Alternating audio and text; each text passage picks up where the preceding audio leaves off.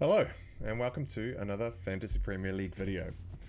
My name is Steve, and I went with a differential captain in Game Week 13, going against the crowd of Haaland captainers.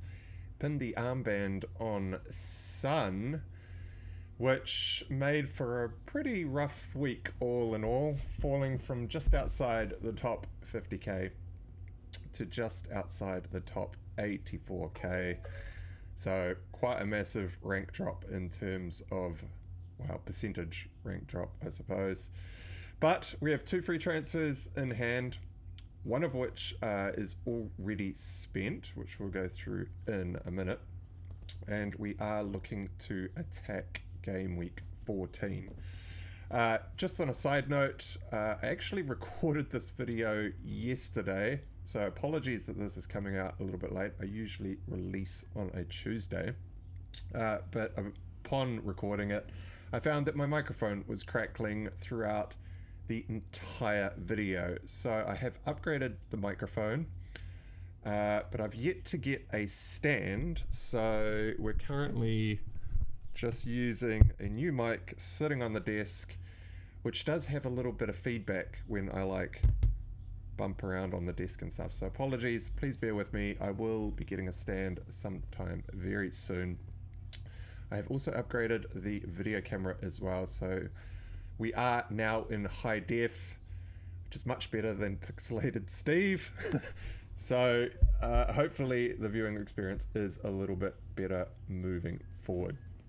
So before we get started, if you are not already a subscriber to this channel, consider subscribing. It really helps the channel out. And if you enjoy the following content, make sure to give it a thumbs up. Actually, something I needed to check. It's a bit of I guess, a crash course in this video today. Please like the video. So the reason I said that is I think YouTube has put some AI into their software, which automatically highlights the like button on the screen below. I think it makes it like a rainbow color or something. So I just said that to see if that in fact actually works on these videos. Just ignore that part. Right, so game week 13 review. We got 42 points with an average of 46, mostly because I obviously put the captain's armband on Son. Johnston and Gahey, my double up in the Palace defence, failed yet again. That's only one clean sheet in the last 5, and that clean sheet was away to Burnley. Conceding against Newcastle and Tottenham, probably expected. Burnley hoping for a clean sheet, but the last two, Everton at home and Luton away, we were looking for at least one clean sheet out of those two. Crystal Palace defence is going to become a little bit of an issue in a couple of game weeks. Game week 16, they are home to Liverpool and then away to Man City. So I am eyeing up some future defensive transfers here, but we'll discuss that in a little bit more detail later. Matty Cash was hooked at halftime to being on a yellow card and consistently fouling throughout the match. I was actually watching it and sitting there at halftime going, I have a feeling that Cash is going to get hooked at halftime. He is on the verge of being sent off. He was indeed hooked at halftime. And not only that, he actually put in a horrid challenge, pretty heavy and unnecessary, on Bentancur at about the 30 odd minute mark, somewhere around the 30, which actually induced a substitution for Bentancur, who is coming back from injury. But Bentancur and Lo Celso were the two men that I noted in the video last week that I was pinning my hopes on in order to put the captaincy on Son, as they are much more forward-thinking players than the Spurs team that was put out the week prior. I was hoping for one of them to be on the pitch, and Postecoglou actually started both, and in the first 30 minutes, Spurs were looking amazing. It was an amazing game of football to watch, end-to-end footy. I was actually sitting there quite happy with the captaincy sitting on Son, thinking he was going to get a lot of chances in that match. But then Cash goes and takes out Bentancur, probably the most forward-thinking player in the middle of the park, and that brought on Højbjerg, who is a very defensively minded player. He is more prone to pass the ball backwards or sideways when receiving the ball facing his own goal, whereas someone like Bentancur would be more likely to turn and try and progress the ball forward. It didn't detriment it did detriment Son's attack a little bit, and we've actually kind of moved on to talking about Son here, which I should leave till that point, so we'll just skip over. I am totally over owning Matty Cash. He has been on the chopping block for a while. He is one of the men that I am looking to transfer out this game week. I am just waiting for all the midweek fixtures to complete to ensure that everyone comes through unscathed. Lascelles saved my game week with a rare goal that kind of nullified the Haaland captainers, and actually gave me a bit of a boost heading into that Spurs vs Villa match. Great header, completely unmarked. Probably won't pick up too many of those, so I am quite stoked that Lascelles came away with that. Saka gets the assist in a 1-0 fixture and earned 2 bonus points in the process, making it a 5-point assist. But he was otherwise extremely quiet again as Arsenal struggled to break down Brentford's low block. Martinelli, same deal on the other side of the wing, also falling victim to Arsenal's lack of creativity. We'll go through Arsenal's attack in the next section for key assets to be looking at. Cole Palmer had an uncharacteristically off game in the demolition by Newcastle. I mean, Newcastle absolutely dominated Chelsea in this fixture. Cole Palmer registering 0 XG and 0.04 XA. I'm not too worried about it. They were up against Newcastle. Newcastle are an extremely effective team, and Chelsea are still finding their feet a bit. And I mean, Palmer down at 5 million is, you can expect a few blanks at a 5 million point price tag, even though I think he should probably be, I don't know, about a £7.5 million player. Son scored a hat-trick of disallowed goals and mustered a few other chances, one of which was quite notable, the ball was passed into him. It was actually passed in behind him, so he had to slow his run and try to hook his foot back in order to get hold of the ball, which actually meant he got underneath the ball, blazed it over the bar. He could have even taken a touch there and still finished it. Man, what a roller coaster of a ride watching that game. That final goal, I was up dancing around the room celebrating, only to look over my shoulder and see the assistant referee with his flag in the air. I think I did actually put the captaincy on the right player in the right game on a different day. That could have been a huge haul. Just one thing to note here, Son has come away with 0.13 expected goals here. This is one of the shortfalls of the expected stats. I completely understand why the expected stats read it this way, because you do not have any goal chance when you are actually offside. But in a couple of those things, he was literally this far offside, and if he just steps 1 point to the left, it is 1 point to the left, sorry, shuffled over slightly to the left or right to remain onside, those expected stats would be through the roof in that game. So they are quite misleading, even though they do make sense. So you do have to kind of understand how the expected stats are generated and be aware of that when looking back. I see a few people are looking at trying to get rid of Son now, as he has a couple of blanks, and people are thinking that without Maddison in the team, that his all of his attacking prowess is just diminished. But I would say those people didn't actually sit down and watch the 90-minute fixture of Aston Villa versus Spurs. So I have no plans whatsoever to be selling Son. He is still one of the best midfielders to own. Salah got the assist, but no bonus points. Quite happy with an assist in such a difficult fixture against Man City. Watkins scored again, but also had some huge chances which he didn't put away yet again. So if you have been following this channel for a little while, I have said in some previous videos that I am getting Darwin vibes from Ollie Watkins. Again, he had some very decent opportunities and does not hit the target, meaning it's very much showing that he is lacking a bit of quality in front of goal.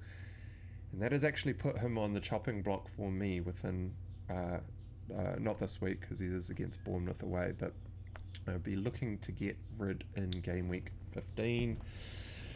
And Haaland he gets a little bit lucky in the fact that Alisson had an absolute mare, decides to put up a midfield bomb, which lands at Ake's feet with about 4 or 5 Liverpool men in and around him, of which none of the Liverpool defenders even react to the fact that a midfield bomb has been put up. Ake beats his first man, feeds the ball into Haaland.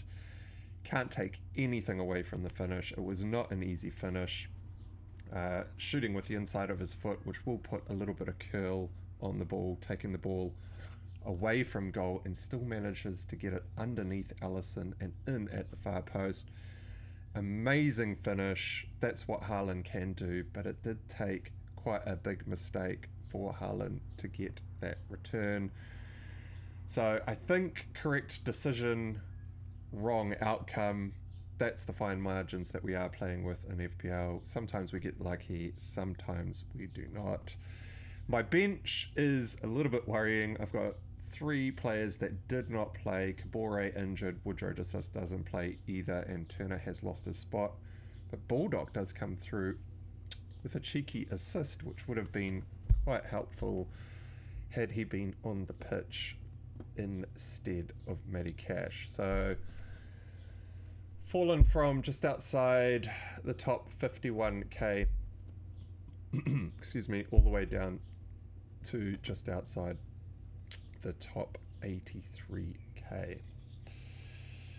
But we are here to attack moving forward. So we'll just go through the transfer that's already been spent. So I come into game week 14 with 2 free transfers. I have spent 1 already, and that was to get rid of Martinelli to buy Mbeumo into my team for the next 4 game weeks. I still have 1 free transfer to spend. The reason I moved early on Mbeumo is his price was going to go up. I picked him up for 6.9 million. He did in fact rise to 7 million in the period at which price changes occur on the day that I did buy him a couple of days ago.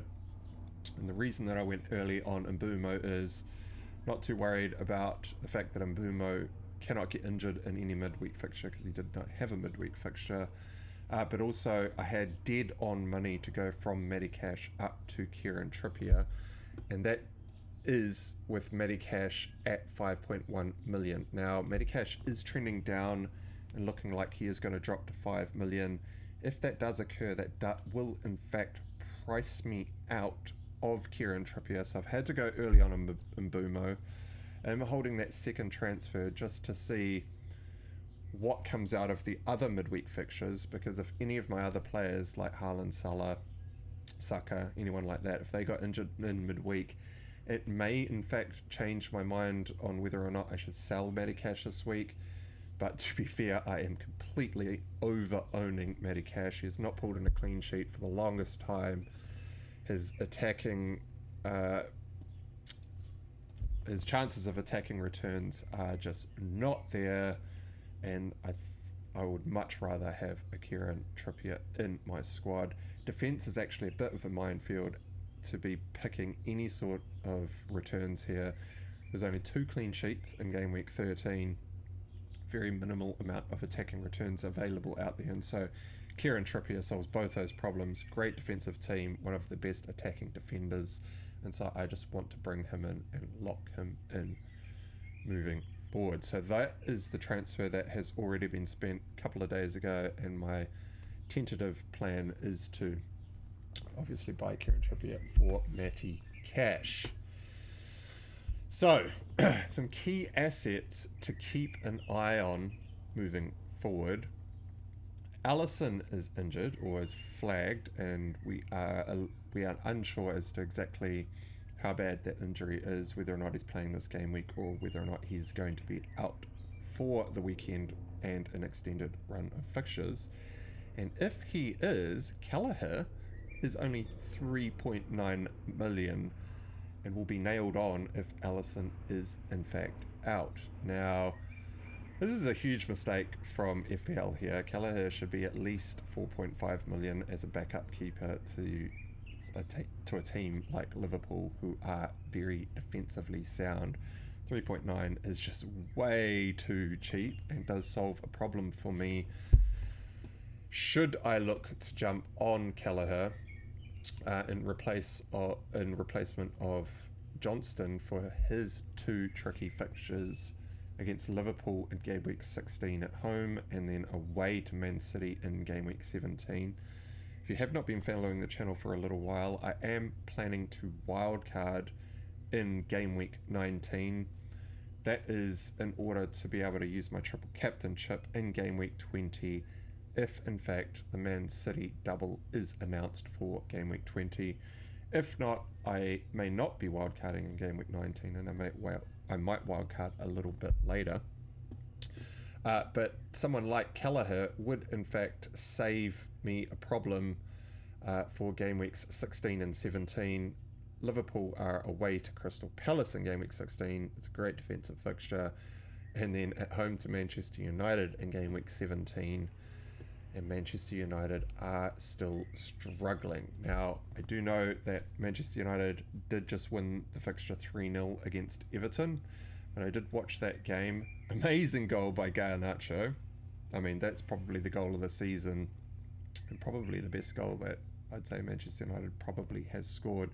Better than Rooney's goal because he does connect with it off his foot rather than off his shin. Both goals, amazing finishes. Don't take anything away from Rooney. But it took that goal to break the deadlock, then a penalty, which, by the way, that is one thing that VAR has done well. That was Martial's yellow card overturned and a correct penalty awarded to the attacking team. This is why I am not too opposed to VAR. I think it is good for the game when it comes down to crucial decisions like that. That gave Manchester United the 2-0 buffer and basically made it easy for them to coast out for the rest of the game. It was only the third goal that gave me a bit of promise or a bit of hope for the future. It was actually a well-worked goal. Fernandes with a sublime defence-splitting pass in a tight area, straight into Martial's path. Perfect weighting, and Martial with calmness of mind to take one touch, go around the keeper and just kind of chip it past him on the side. Very nice finish. I'm hoping that they can build on that moving forward. However, most of that game, Manchester United were playing the long ball. Basically just hoofing it up the pitch, going up to contest the 50-50, hoping to win the first ball or even the second ball and generate an attack from somewhere in the middle of the pitch or give up possession.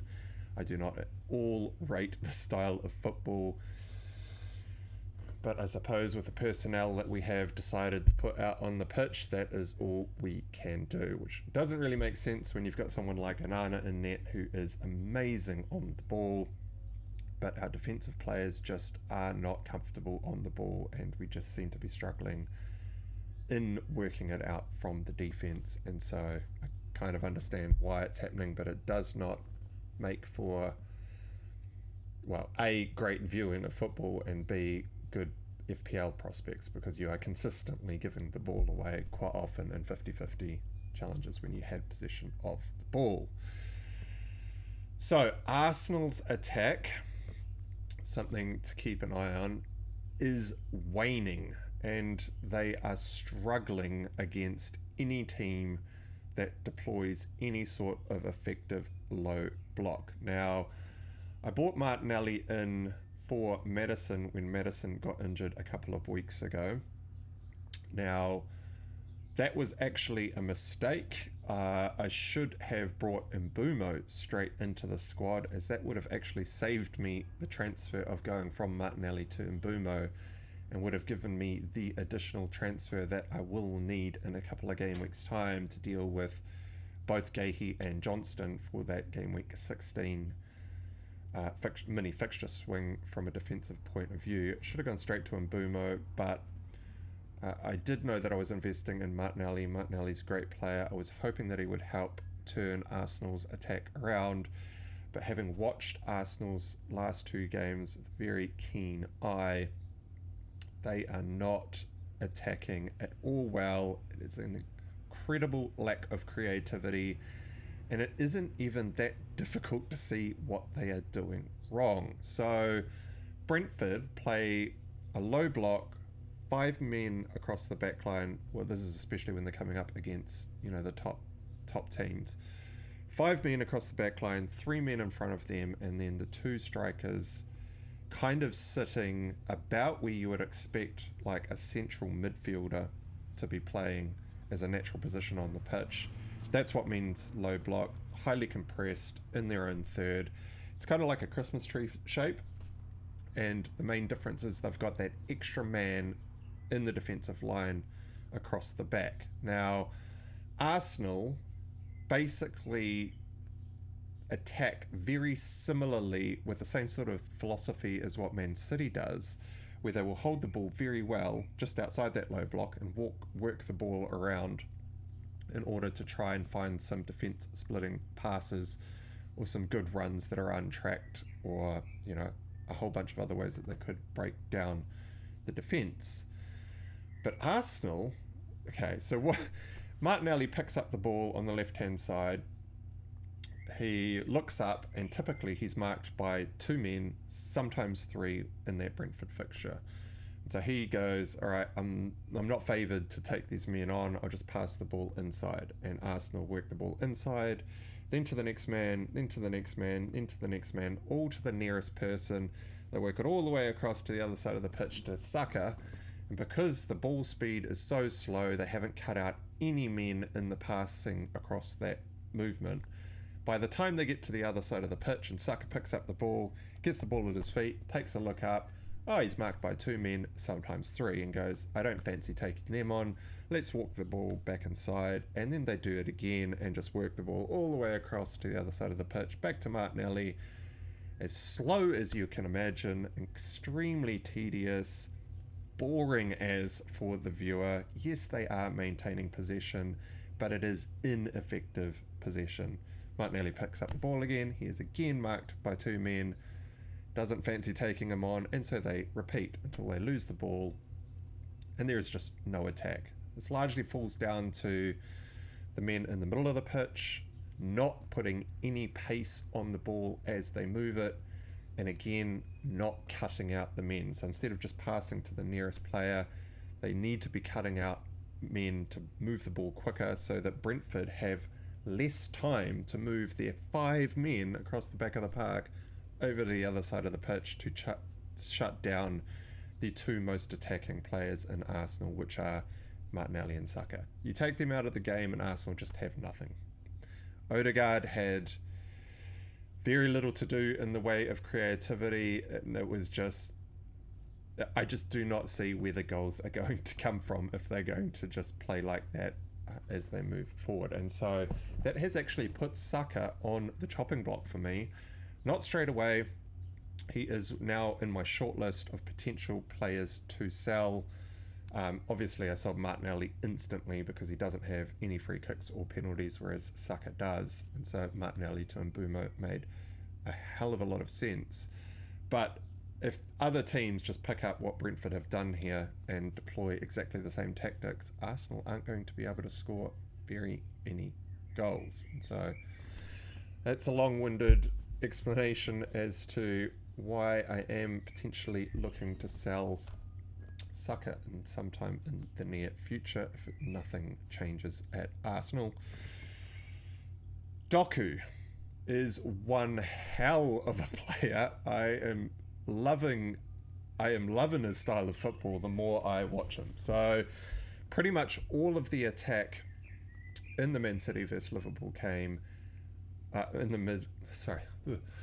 Man City versus Liverpool game came down that left-hand side through Doku, and Liverpool were struggling to deal with him. So I had a fixture note written down. I basically write down fixture notes as things happen in the game, with a bit of a timestamp as to when it happened in the game. After 60 minutes, now this is just brain dump very quickly while the game's going on, so unfiltered, and it goes, I rate Doku. He's an incredible player, amazing on the ball, reads the game well, knows when to take on the man and when to feed his teammate. I want to see him shoot more often so I can gauge his finishing. Now, I don't know whether it's Pep's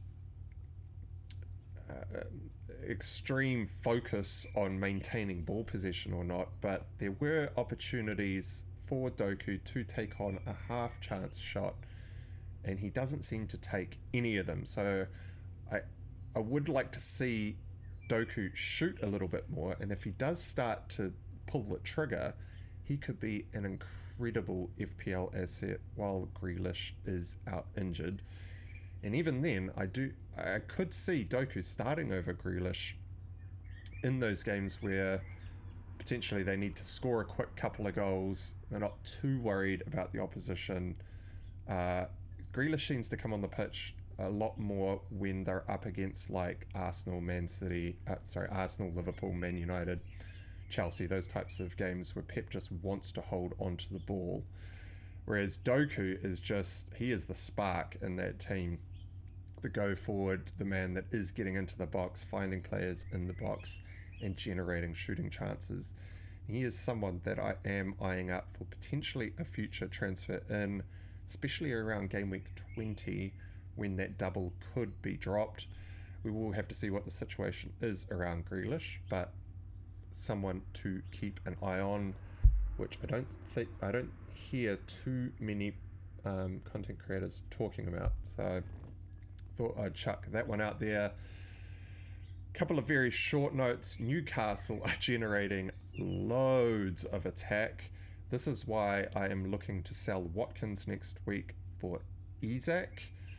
I am actually covering a lot of the stuff that's in my next section for early moves and transfer plans, so I'll just leave that until then.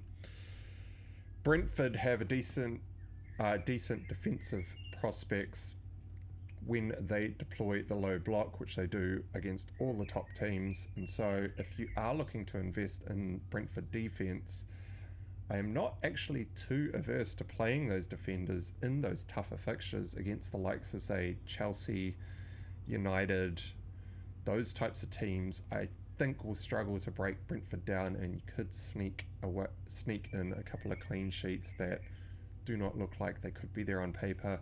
The reason I bring that up is Brentford also may pick up that double in game week 20, although one of those fixtures will be against Man City, so maybe not ideal there. And then the final team to talk about under the key assets is Spurs. Now, people are getting a little bit worried about Spurs without Maddison in the team, but they generated a lot of attack against Aston Villa, and they still managed to do that without Bentancur on the pitch once he was subbed off after about the 30-minute mark. Now, I would have loved to see Bentancur in the side for the whole game to fully gauge what was going on, because the first 30 minutes of a game can be quite hectic and end-to-end as the teams are settling into the fixture. But they were still managing to generate a lot of attack even without Bentancur on the pitch. Now, the key asset here that I think we need to keep an eye on as someone that we could look to bring in moving forward is Kulusevski. Now, he was playing in the cam role against Aston Villa, so he has taken over the Maddison role, and I think the reasoning behind that is Postecoglou obviously looked at what he did in the previous game week, trying that 4-3-3 with three central midfielders who are all very defensively minded, as the first game that he played without Maddison in the team. I think it was Bissouma, Sarr and Højbjerg that were in the middle of the pitch, and they struggled to generate attack. Looks like he's gone back to the 4-2-3-1, which is kind of like a 4-1-4-1 in attack, with Kulusevski playing in the cam role. Now, he played it amazingly effectively. He had a great game, was on the ball often, is feeding players in and making darting runs in behind the defensive line. So he looks like he could be a very sneaky differential. I would like to see a little bit more of Spurs with him in that position, because obviously he doesn't have everything, every sort of attacking avenue that Maddison did come with. Maddison was basically on all set pieces, and that hasn't fallen to Kulusevski. It is Pedro Porro that looks to be taking most of the corners and set pieces without Maddison in the team. And so I wouldn't necessarily jump on Kulusevski straight away, but if he plays like he did in that Aston Villa match again this weekend against Man City, he could be one for the future to bring in, maybe even as a replacement for Saka in my team. Now, one thing I would like to see Kulusevski work on is drawing fouls. Now, he is an incredibly strong player, very strong on the ball. There were a couple of opportunities in that game where Villa basically put in some lazy tackles. They were fouls. It did mean that Kulusevski lost control of the ball, didn't necessarily lose the ball, but either lost a shooting chance or lost the ability to play the pass straight away, which would have been the best time to feed in one of his teammates.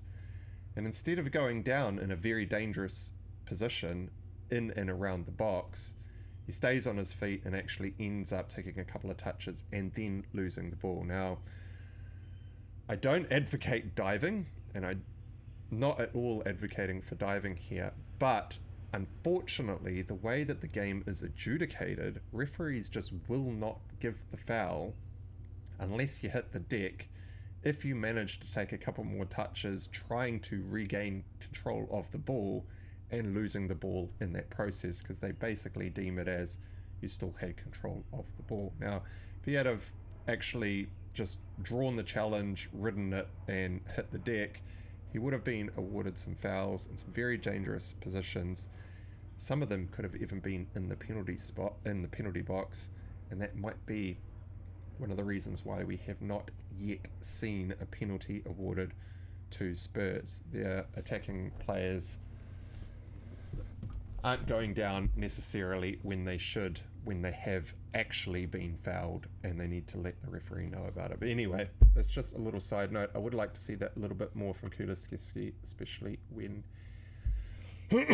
excuse me, when he is being fouled. Sorry, a bit of a dry throat. So, my early moves and tentative transfer plans for the next couple of weeks. As I've already mentioned, I have already bought Mbeumo into the team, and I am looking to buy Trippier for cash. Well, probably tomorrow before the price changes, if Medicash looks like he is going to drop in price. If he is going to drop in price and there's still midweek fixtures to play, I will probably still gamble on the move, buying Trippier and hoping that no one gets injured, because I am basically so over owning Medicash at this point. I just want him out of my squad. If someone like Saka ended up getting injured though, I would still have the opportunity to potentially take a hit for him, or just play Bulldog off the bench away to Burnley. Now, it's probably about as good of a fixture as you're going to get especially in my team when running such a light bench. And it is not ideal to try and run into game week 14 playing some sort of 4-4-2 structure, but I really want Kieran Trippier in the squad. That Manchester United at home game, I think Newcastle are actually going to trounce us. I do not see United scoring in this fixture, and the amount of ball that they are willing to give away, I think, will play into Newcastle's hands quite effectively. Yeah. If I don't take a hit this week, I am probably going to need to take a hit at some point in future. So I actually haven't loaded my fixture ticker. I probably should have done that beforehand.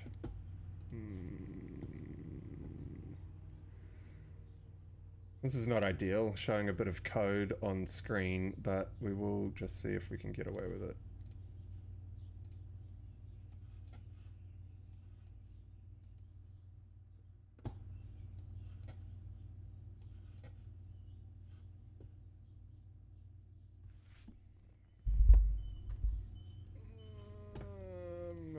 How do we do this?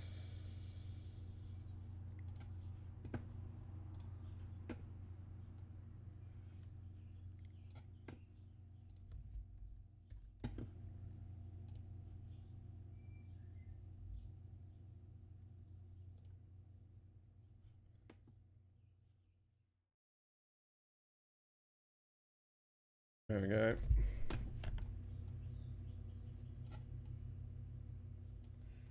Apologies for that. Should have been a little bit more prepared. I was so focused on sorting out the video and the audio that I forgot to set up the fixture ticker. Well, hopefully we didn't lose too many of you in that. Right, so my tentative transfer plans moving forward. So Watkins is on the chopping block. He's got Bournemouth away this game week, which I obviously will be holding him for because that is a great attacking fixture. But I am looking to bring in Isak from Newcastle, especially with Wilson out.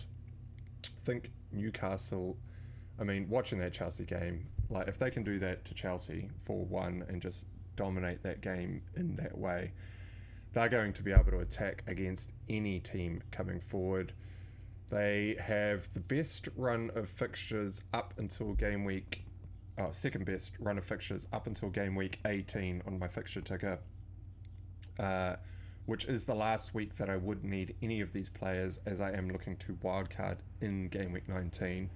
Picked that up on the last video actually. I was actually pushing it out to game week 19. I should have been bringing it back because 19 is the week in which I am wildcarding. But Manchester United at home, obviously I won't be having Isak then, but Trippier in this game is looking pretty good. Everton away, great attacking fixture for Isak. This Tottenham fixture away is the only difficult game across the next run of 5 game weeks, but the way Tottenham are playing, this is going to be an end-to-end game. There could be heaps of goals in this game. Not ideal for my double defense in Trippier and Lascelles, but they do have. Well, Lascelles has shown that he can score a goal, I suppose, but I'd probably just be discounting him. Trippier could come away with some returns in this game. And then Fulham at home and Luton away to round out the next 5 fixtures. This is why I want to heavily invest in Newcastle, and I do understand that there is a little bit of apprehension to investing into Newcastle at the moment because their fixture congestion is incredibly heavy. Now, based on the players that I own, Lascelles I am not at all worried about. Owning a centre-back in any sort of fixture congestion is not a problem. They do the least amount of running on the pitch apart from the goalkeepers. So they can just play game after game, midweek after midweek for as long as you want. They should just be able to get that through that, no sweat. Trippier has shown in the past that he can play games back to back, although I do suspect that he will probably be pulled off a little bit earlier, especially in those games where they're basically coasting and the job is done. He is so key to the way that they play that he may come off at like the 70 to 80 minute mark, somewhere in around there, especially in those easier fixtures, or say it at the weekend if they're beating Manchester United like 2-0 or 3-0 in and around the 75-minute mark, we may see a substitution from Trippier. But I have no real worries about Trippier in terms of being able to play game after game. He is on 4 yellow cards though, and that is a slight concern, but there's really nothing I can do about that, and he is the only decent attacking defender that I can find that I really want to invest in. So I'm just going to be gambling on the fact that he doesn't pick up his fifth yellow. If he does, he'll just miss one game. That'll be his rest, and he will probably just play the rest of the games moving forward anyway, or at least up until I wildcard in game week 19, and at which point I can reassess anyway. Baldock and Kabore are not the most ideal backups on the bench, especially with Kabore being injured at the moment, but in this period we are probably going to catch some surprise benchings. I have been umming and ahhing about upgrading my bench, but I'm already out of transfers. I'm already one transfer short of dealing with Gahey and Johnston, and I don't really fancy upgrading my bench with one of these transfers just in case someone surprise misses out on any given random week in order to have a slightly better asset coming off my bench. I mean, this is the first season that I have played with an extremely light bench. I'm just going to continue on with it to see how it goes, and considering I still do have the wild card, I can wild card out of it if worst comes to worst. But yeah, so I'm not too worried about Trippier apart from that 4th yellow card, and Isak is only 24 years old, and so I do not see any issue with him playing quite a few games back to back.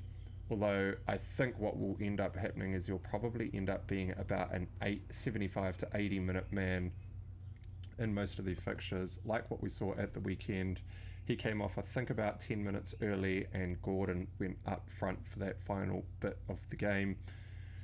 I'm not really worried about the rotation of these 3 players, and so I'm more than happy to invest in Newcastle.